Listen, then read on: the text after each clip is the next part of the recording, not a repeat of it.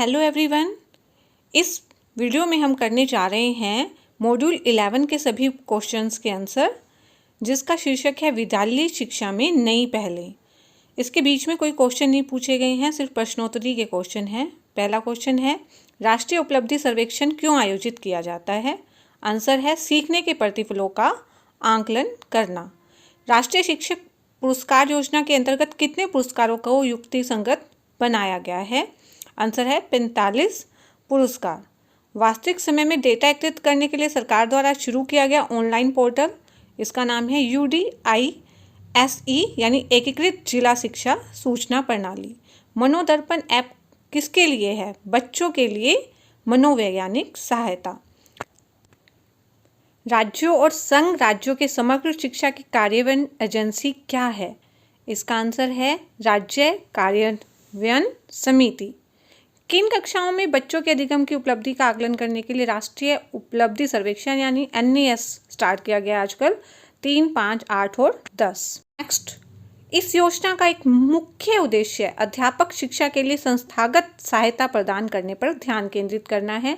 Answer है अध्यापक प्रशिक्षण के लिए नोडल एजेंसियों के रूप में NCERT, राज्य संस्थानों और डाइट का सुदृढ़ीकरण और उन्नयन। नेक्स्ट क्वेश्चन, 2018-19 तक स्वीकृत कुल 5,970 कस्तूरबा गांधी बालिका विद्यालय में से कितने कार्यरत हैं अब? 4841 इसका आंसर है। नेक्स्ट क्वेश्चन आ जाएगा, निम्न में से कौन मध्याह्न भोजन योजना का दृष्टिकोण नहीं है? अतिथि भोजन। समग्र शिक्षा में व्यावसायिक शिक्षा के लिए सहायता डैश के लिए है? आंसर है सरकारी और सरकारी सहायता प्राप्त विद्यालय। समग्र शिक्षा योजना के मुख्य घटक हैं प्री स्कूल शिक्षा, और आगे है, इसको खोल के देखते हैं तो समावेशी शिक्षा को बढ़ावा देना, पढ़े भारत बड़े भारत, आत्मरक्षा प्रशिक्षण, खेले भारत। ये सभी फर्स्ट से लेके 5th तक सभी हैं और लाइन वाइज हैं, यानी पहला फिर दूसरा तीसरा चौथा पांचवा। नेक्स्ट क्वेश्चन है, समग्र शिक्षा में निम्नलिखित में से किन कक्षाओं के लिए सहयोग दिया जाता है? समग्र शिक्षा में कौन कौन सी क्लासेस के लिए? पूर्व विद्यालय और 1 से 12 यानी पूर्व विद्यालय से 12 दिया जाता है। शिक्षा को किस संविधान संशोधन में समवर्ती सूची में शामिल किया? 42वीं 42वें। नेक्स्ट क्वेश्चन, समग्र शिक्षा का उद्देश्य विशेष आवश्यकता वाले सभी बच्चे CWSN को कक्षा डैश से, कहाँ से? 1 से 12 से एक निरंतरता में शामिल करना है। समग्र शिक्षा में ये कहा गया है। निम्नलिखित में से कौन सा राष्ट्रीय उपलब्धि सर्वेक्षण के लिए सही नहीं है?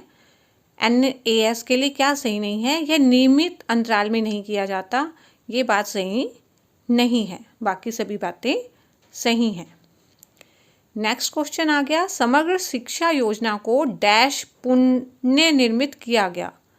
ये किया गया है, इसका आंसर आ जाता है राष्ट्रीय शिक्षा नीति 2020 की अनुशंसाओं के आधार पर इसे पुनर्निर्मित किया गया है।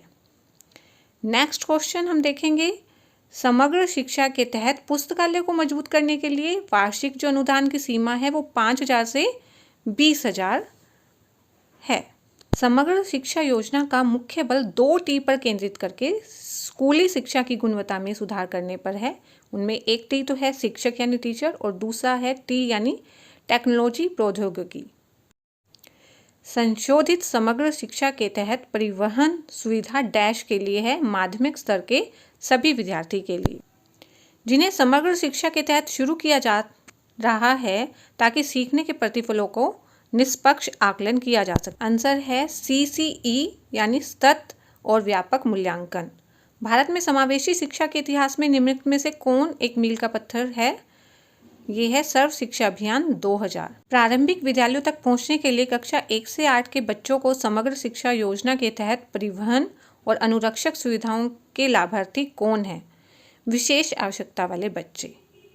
राष्ट्रीय शिक्षा नीति 2020 के अनुसार 10+2 संरचना को किसमें प्रतिस्थापित किया जा सकता है? तो है 5+3+3+4। समग्र शिक्षा में व्यावसायिक शिक्षा के लिए सहायता डैश के लिए है, ये क्वेश्चन पहले भी आया था। इसका आंसर क्या आ गया था? सरकारी और सरकारी सहायता प्राप्त विद्यालय।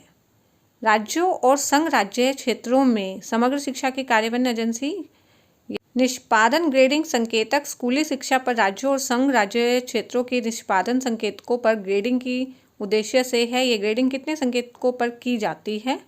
आंसर है 50। समग्र शिक्षा योजना का मुख्य बल, ये अभी क्वेश्चन हमने किया था, रिपीट है।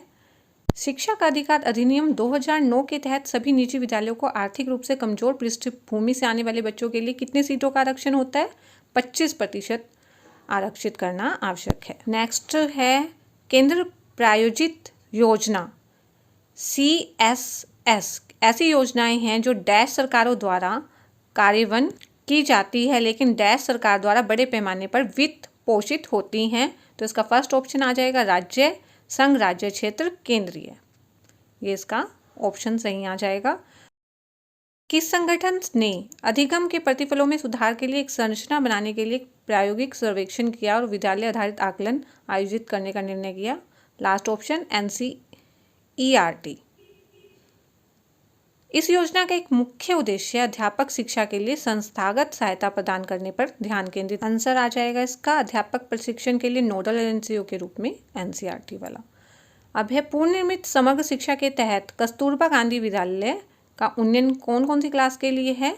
आंसर है 6 से 12 के लिए है। इन्हें KGB स्कूल भी कहते हैं। विभिन्न परिस्थितियों में सभी राज्यों और संघ राज्य क्षेत्रों द्वारा जो नवचारी सफल मॉडलों के लिए डिजिटल लाइब्रेरी, इसका ऑप्शन सही है, डिजिटल लाइब्रेरी। समग्र शिक्षा योजना में 2T, ये क्वेश्चन आ चुका है हमारे पास पहले भी।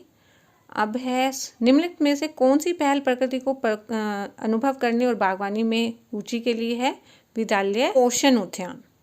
नेक्स्ट है स्कूली शिक्षा पर सभी जानकारी प्रदान करने के लिए देश भर के 15 लाख से अधिक विद्यालयों को जोड़ने के लिए शिक्षा मंत्रालय ने कौन सा पोर्टल शुरू किया है?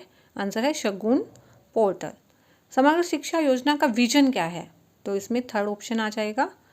शिक्षा के लिए विकास लक्ष्यों के अनुसार प्री स्कूल से उच्चतर माध्यमिक स्तर तक समावेशी और समान गुणवत्ता वाली शिक्षा सुनिश्चित करना। अगर इसके अलावा इन 40 क्वेश्चन के अलावा अगर आप में कोई और क्वेश्चन आ रहे हैं आपके क्वेश्चन बैंक में, तो आप वो भी कमेंट सेक्शन में पूछ सकते हैं। उन सब के भी आपको जवाब दिए जाएंगे।